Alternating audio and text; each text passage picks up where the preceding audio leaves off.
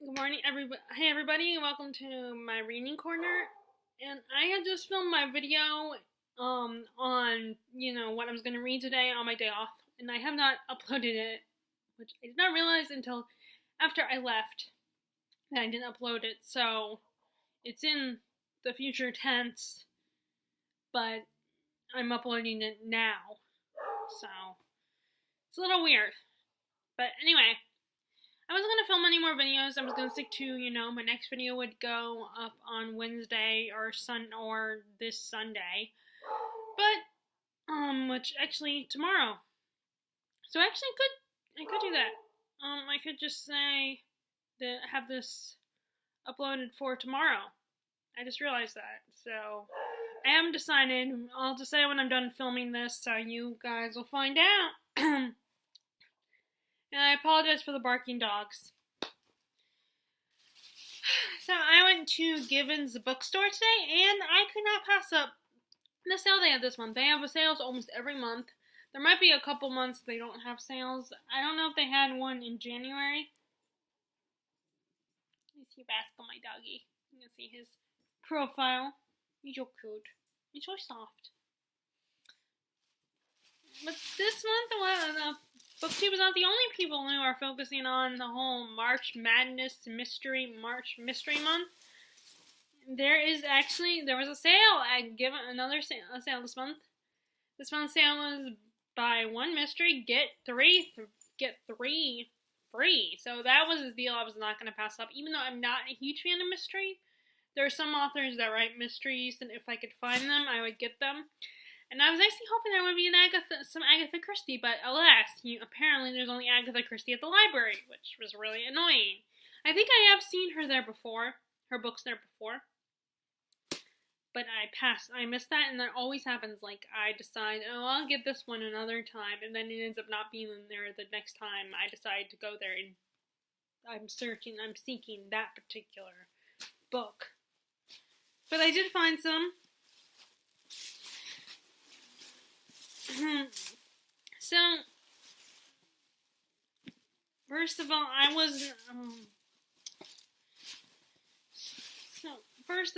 have been, as you guys know, I've been slowly building my Stephen King collection, and I wasn't sure if I would, I wasn't sure if I want to buy these particular ones, because they are some of his short stories collections, or novellas. I don't know if if you consider them short stories or novellas. I don't know. Because they seem a little bit longer than the short stories I've been exposed to. But maybe that's just young adult fiction is like that. But, mass market paperbacks at this bookstore are cheap. They're they're $2. So, like I said, I was not going to miss out on the opportunity. So, I found...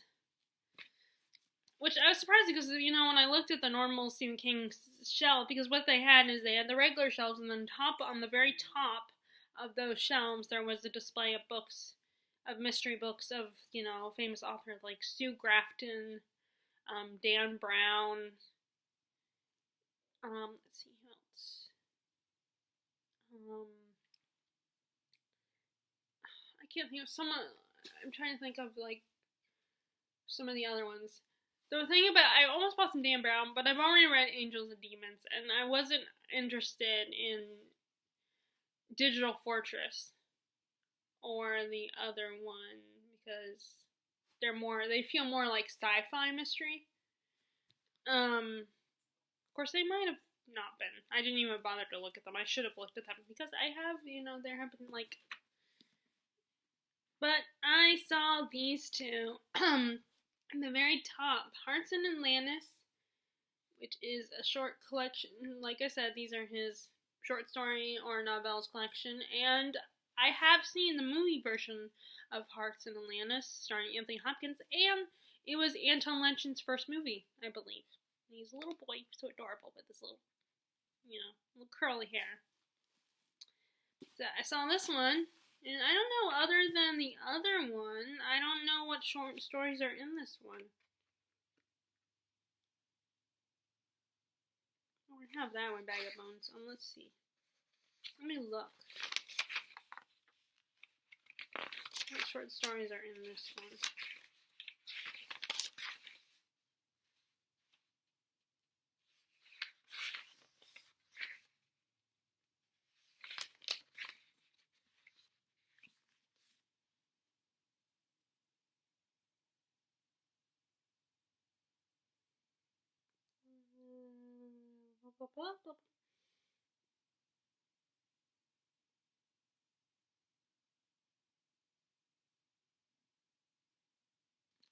Okay, so this one is kind of about Vietnam War, I guess. They're all stories set in the '60s about they're about the Vietnam War, I guess. Which I'm not a huge fan of war books, but or at least I don't like the war books that take place on the battlefield. I mean, no disrespect to those. I know those are important, and it was a horrible time that those people went through. I just have no interest in those kind of plots where it's not because like I'm squeamish or anything. It's just I know this is probably gonna seem insulting, but they're kind of boring to me.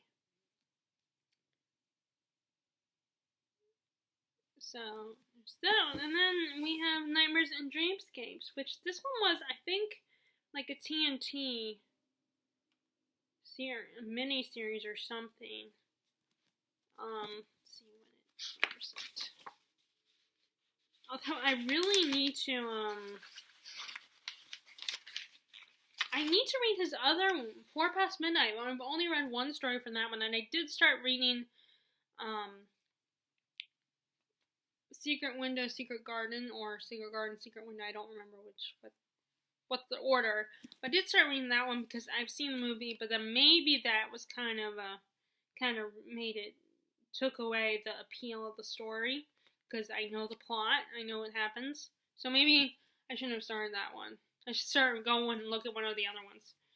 Yeah, I got this one. So, like I said, I wasn't sure if I was gonna get, into like his short stories collection, but I'm kind of slowly building it.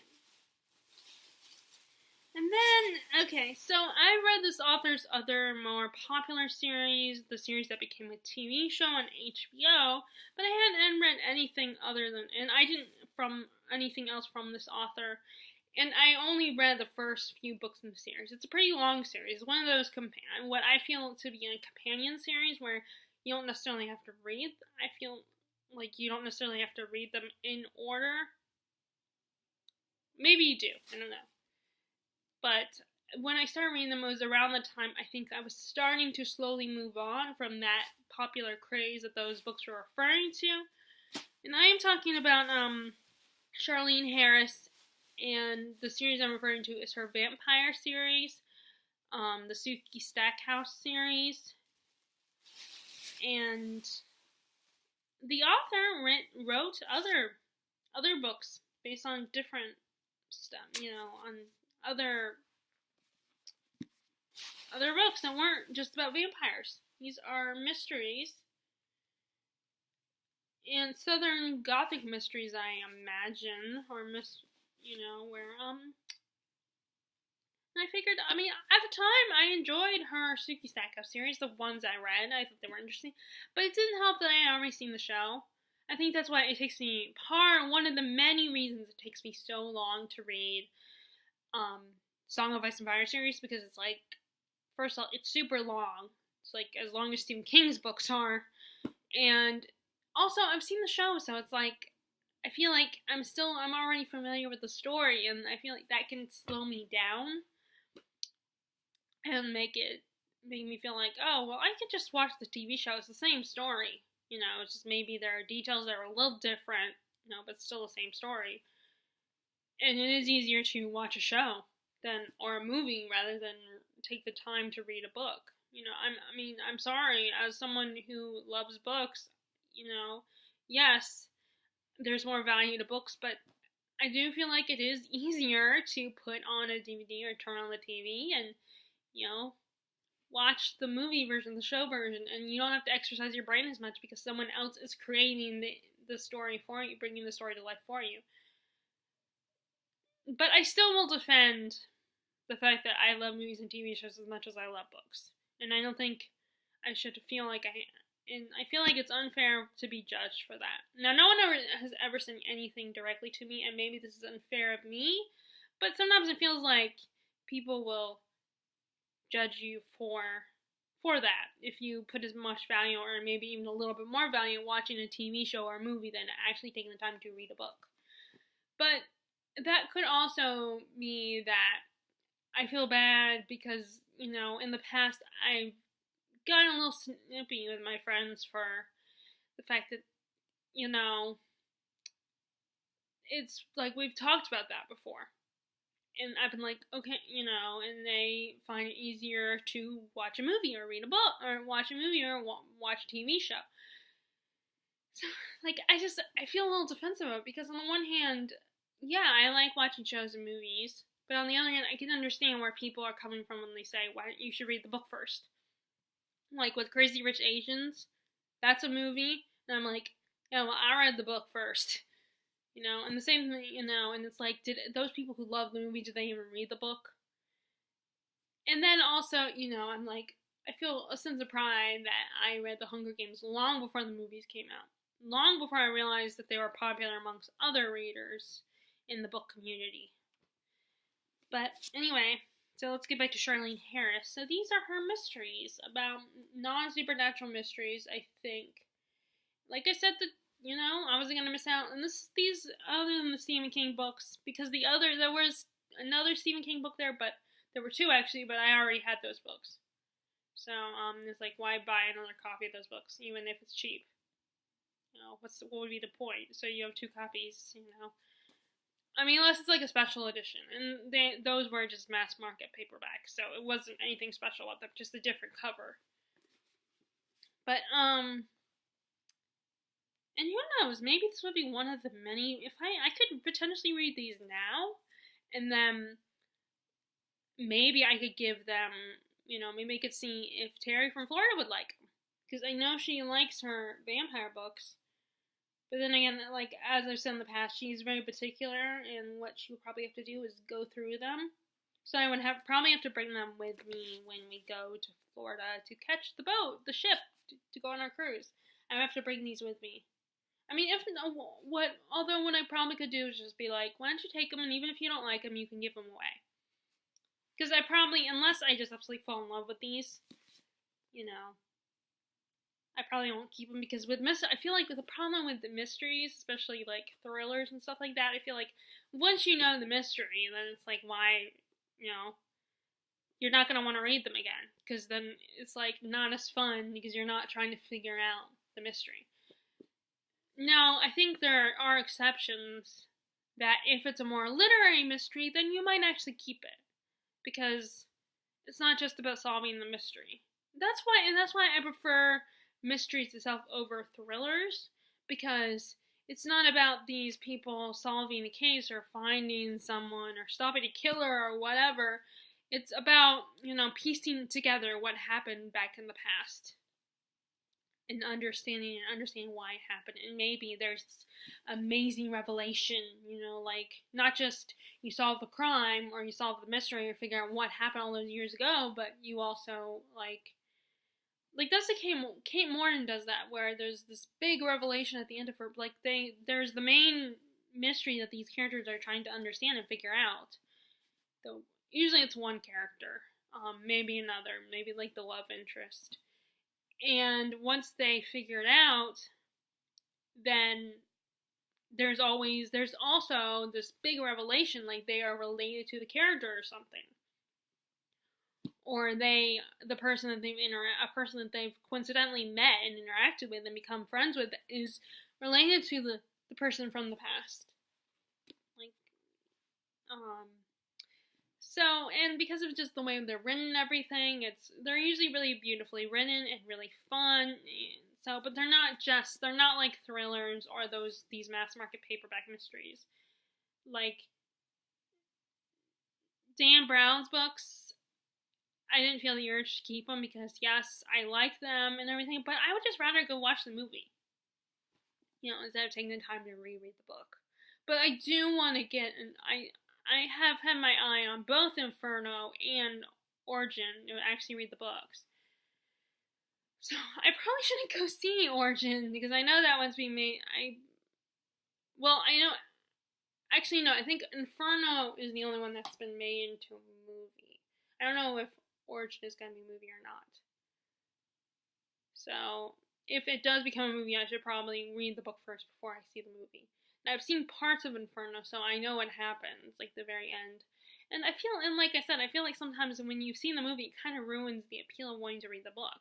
I mean, not always, but sometimes, especially if it's one of those genres where once you watch it, once you see the story unfold once, then it's like, it's not as special anymore. So yeah, I figured, even though I moved on from her other book, her vampire series, I might actually like these ones.